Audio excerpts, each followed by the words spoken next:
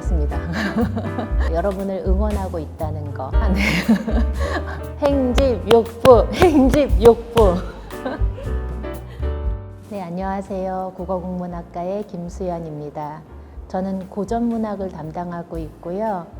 옛 이야기를 발견하고 발굴하고 또 사람들에게 또 특히 학생들에게 전파하는 또 함께 향유하는 일을 하고 있습니다. 국어국문학과는 크게는 심화 전공이 두 가지가 있습니다. 국어학하고 국문학이 있는데요. 국문학은 다시 또 현대문학하고 고전문학으로 나눠집니다. 그래서 국어학, 현대문학, 고전문학 이렇게 세 가지 심화 전공이 있다고 생각하시면 되고요. 그 심화 전공에 맞춰서 만약에 대학원을 진학하게 되면 국어학 전공은 한국어 교육 전공으로 진학을 하게 되고 현대문학은 문예창작 전공, 고전문학은 고전문학과 문학치료 전공으로 심화 전공 대학원을 이수하게 됩니다. 국어국문학과가 관여하고 있는 연계 전공으로는 문예창작 전공이 있고요. 마이크로 전공도 있거든요. 마이크로 전공에는 디지털 한국학 전공이 있고 또 디지털 문학치료 전공이 있고 현재 또 하나 진행 중인 것은 K문화상품 스토리텔링 전공이 있습니다. 국문과에서 또 운영하는 교양 수업 중에 동아시아 환상문학이라는 또 수업이 있습니다.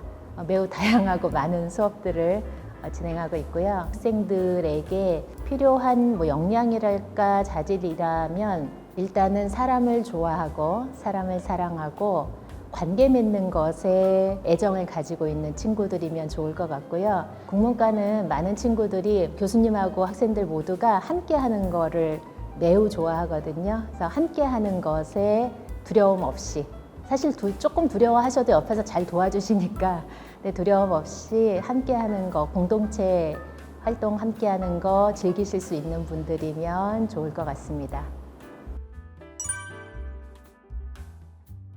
저는 이 질문 받았을 때 원관 근찰이라는 단어를 좀 생각하게 됐는데요.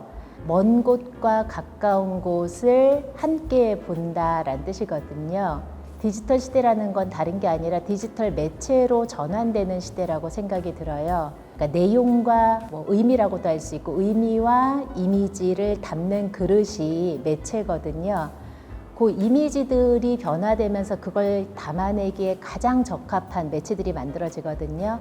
옛날에는 돌이라든지 나무라든지 종이라든지 그러다가 지금은 영상 매체, 이른바 디지털 매체 변환되어 가고 있다라고 생각이 듭니다. 매체는 끊임없이 빠르게 변화하고 발전하거든요.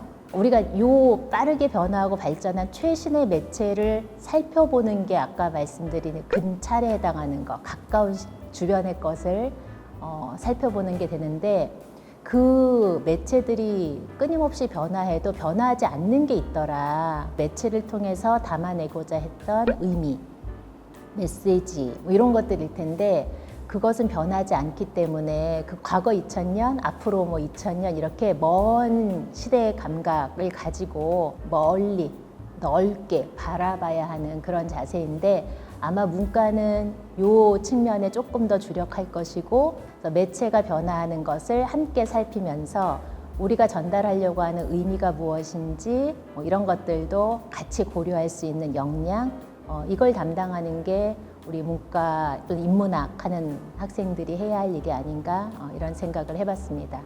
사람들이 살아가는 모습, 사람들이 관계 맺는 그 모습, 모양 이런 것들을 살펴보고 다루는 게 인문학이에요. 그러니까 그런 것들을 잘 살펴보고 어떻게 우리가 이 아름다운 무늬를 이 세상에 만들어낼 수 있는가.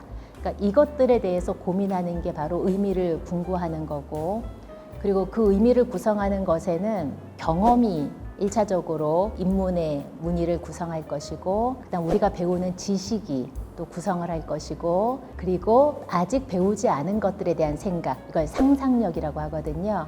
아직 경험하지 않고 배우지 않았지만 그걸 바탕으로 해서 내가 미래를 미리 꿈꿔보는 거 이게 상상인데 경험과 지식과 상상이 더해져서 우리의 기억을 만들고 그 기억들이 그러니까 내가 실제 경험한 것과 앞으로 경험할 것까지 모두 포함하는 그런 이 인문을 만들지 않나 생각이 들고 그 인문을 바탕으로 지금 살고 있는 세상을 아름답게 만들기도 하지만 앞으로 우리가 살고자 하는 세상을 꿈꾸는 것도 우리 인문학을 공부하는 친구들이 하고 있는 일이다라고 생각을 하고 있습니다.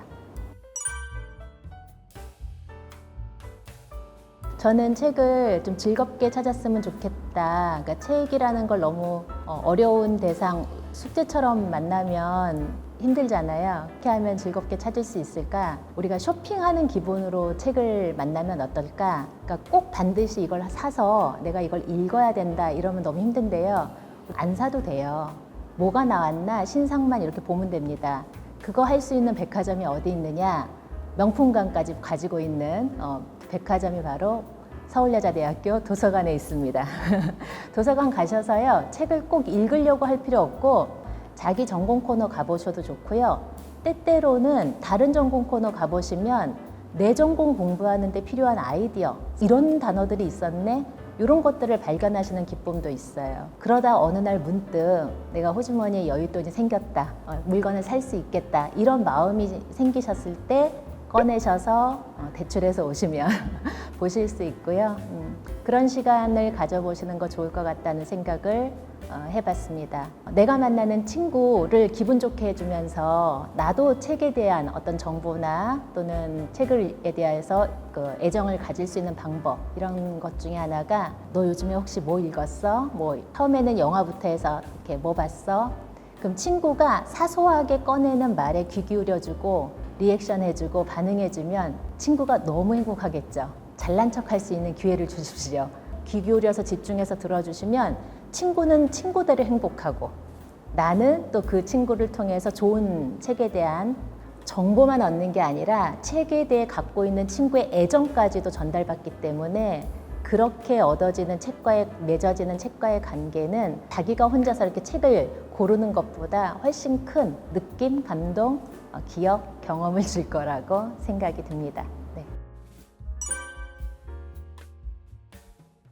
엄청 좋았습니다. 아, 그렇구나. 그렇지. 사실 저는 그럴 줄 알았어요. 이러면서 한국인들이 가지고 있는 그 문화적인 뭐 역량, 표현에 대한 감수성, 그다음에 섬세한 감각, 그리고 한국인들은 언어에 좋은 의미로 민감하거든요. 아다르고 어다르다라는 속담이 있잖아요. 아다르고 어다르기 때문에 풍부한 표현들을 만들어낼 수 있다고 생각합니다. 그것이 가장 높은 수준의 경지를 가졌을 때 언어가 다른 세계인들에게도 공감을 줄 수 있고, 또 무엇보다 우리가 가지고 있는 아까 말씀드린 인문학에서 고민했던 인간이 만들어내는 무늬들, 그 무늬에 대한 고민이 없었다면 기계적인 표현만 있으면 아마 세계인들의 공감, 보편적인 공감을 얻긴 어려웠을 거예요. 그래서 우리가 삶에서 고민했던 것들을 아주 예민한 단어, 감각적 단어로 섬세하게 잘 표현을 해서 세계인들도 인정을 했고, 그리고 우리도 다시 한번 또 우리의 삶과 언어에 우리가 잘 쓰고 있구나, 잘 살고 있구나, 이런 것을 확인받는 시간이었다고 생각합니다.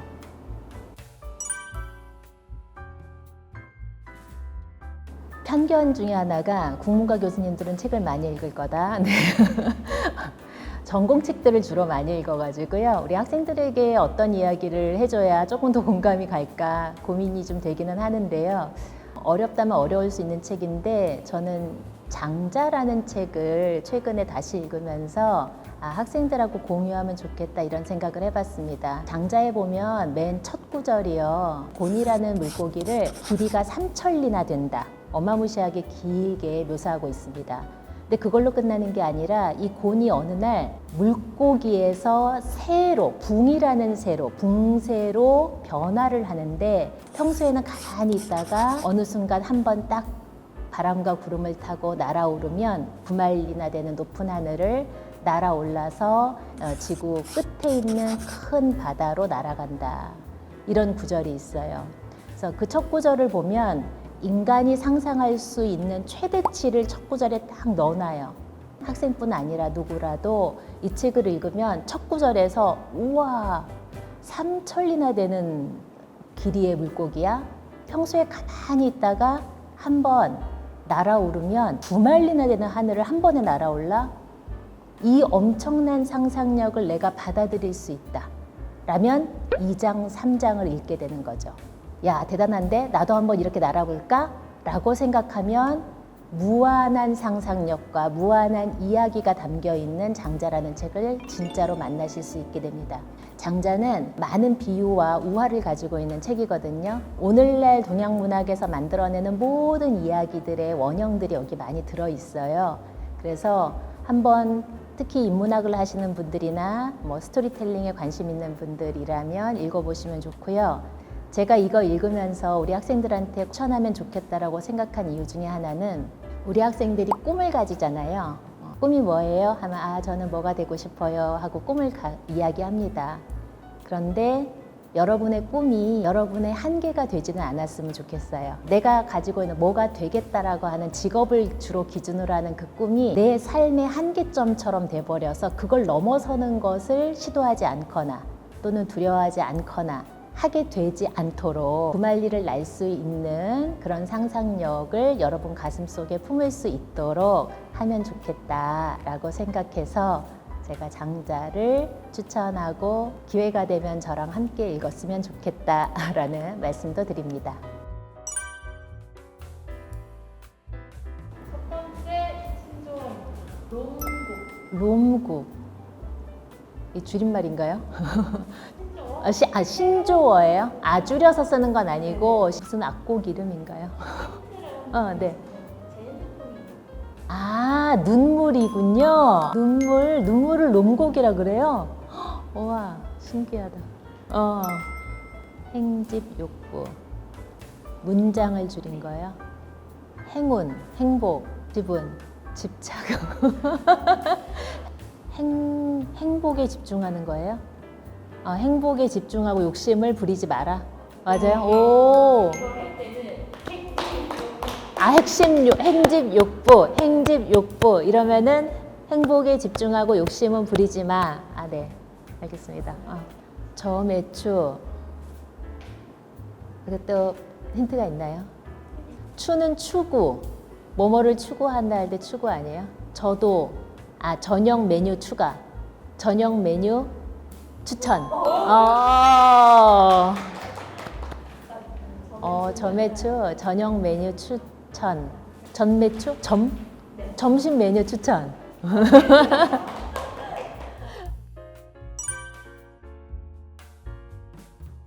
다양한 기회로 우리 서울여자대학교 학생들 만날 수 있는 것에 대해서 감사드리고요. 저는 학생들이 사는 오늘 하루하루 본인들이 생각하는 최선의 선택의 결과라고 생각이 들거든요.